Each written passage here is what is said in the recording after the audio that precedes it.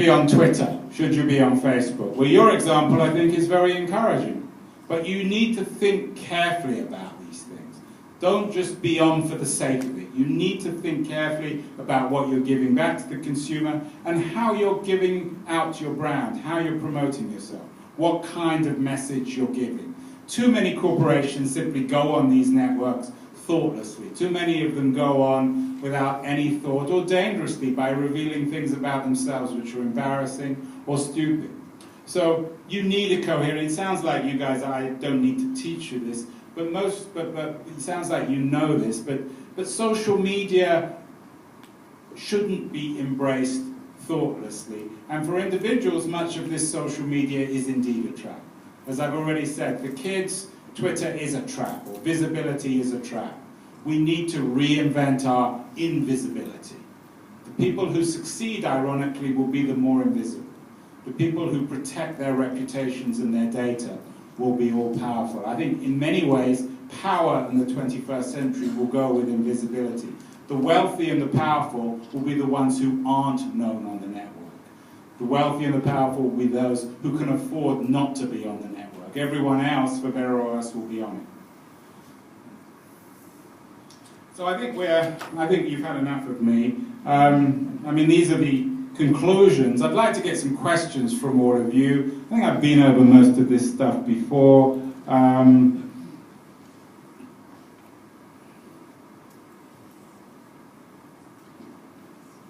think data, hurricanes, typhoons, and tsunamis are kind of interesting in the sense that these will be the things that we're going to have to live through. But I'm interested in comments or questions from the audience. Things I've missed, things you're interested in. I mean, I'm fairly well versed in all this stuff through my show and through my network. So is there something I missed that you'd like to hear about, or areas that you were critical of that you think I got wrong? Questions? Don't be shy.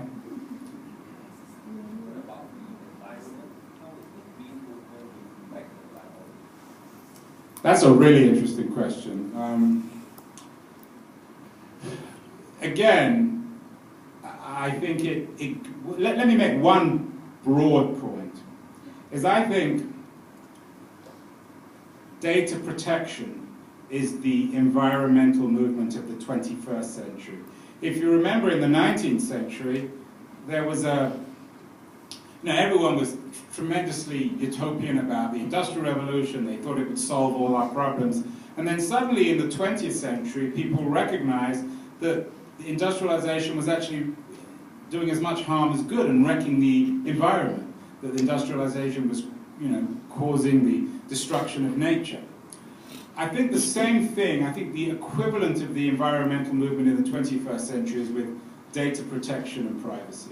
So the exploitation of data is the green movement of the 21st century. But in terms of the environment itself, I think that it can actually be extremely beneficial. I think that intelligent cities, for example, intelligent use of energy are all good things in saving stuff. The centralized nature of energy, for example, has led to an incredible wastefulness.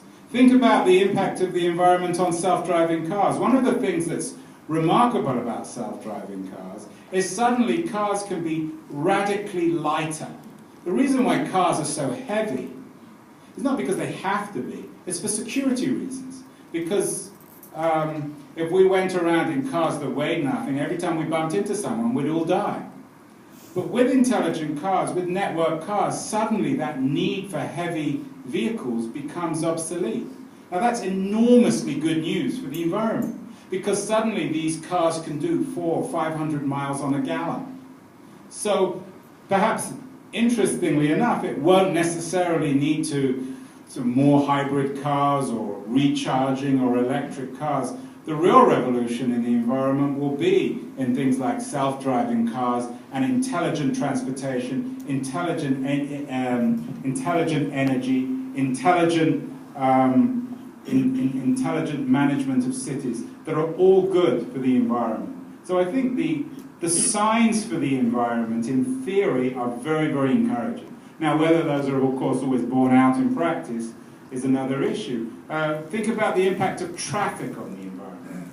Self-driving cars will have an enormous impact on that. So I think for environmentalists, the network revolution is incredibly exciting. I put on an event in Silicon Valley, as I said, and we talked about the future of transportation, and I had several environmentalists there, and they were all really excited by the emergence of the intelligent network and self-driving cars. It can't be a bad thing. I think one of the problems with the industrial age is that, well, it encouraged a kind of dumbness, a top-down dumbness.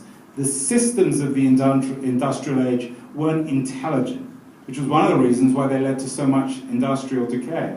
The intelligence of these networks are really encouraging. And I think there are really interesting opportunities, perhaps for a bank like Maybank to actually invest in this area, because I think that people will recognize the benefits. I was in Beijing in January, and I have never had a smoggier experience. I know that you also have the problems of the smog from forest fires. I'm not sure what the network does for that, but certainly the impact of the environment on everyday life in Asia is much more pronounced than in the US or in Western Europe. And I would see these as really encouraging signs from your point of view. I don't really see much downside from an environmental point of view. But again, of course, they need the right kind of investment. One of the things we found in the event I put on about transportation is that the principal speaker was a guy called David Frigstad, who's the chairman of Frost & Sullivan, an international consultancy. He said to really make this happen in America, you needed a sort of a $1 trillion investment from the government.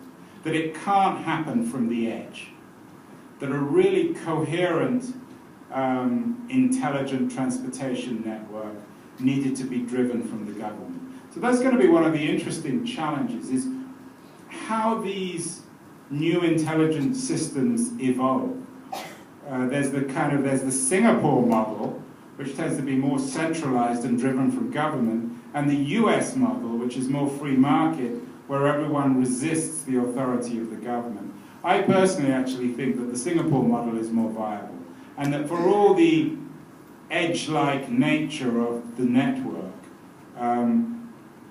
you need initiative from government. Even the internet was really built by the government. For all the libertarian utopianism around the internet, it didn't just happen. It came because the US government invested massively in a network to challenge the Soviets. So the role of government won't disappear in the digital age. But just as we need intelligent networks, we need intelligent governments. That, of course, and some of you smile, I don't know whether you have a more or less intelligent government than most other places in the world. But one of the interesting phenomena I think that's going on is that government is incredibly slow and archaic. In America, in particular, there's this bizarre cultural gap between the West Coast, between Silicon Valley, and Washington, D.C. Washington, D.C. is archaic. It's made up of old men who are clueless about technology, who are incredibly conservative, whether they're on the Republicans or the Democrats, who are resistant to all forms of change, and who are loathed by the electorate.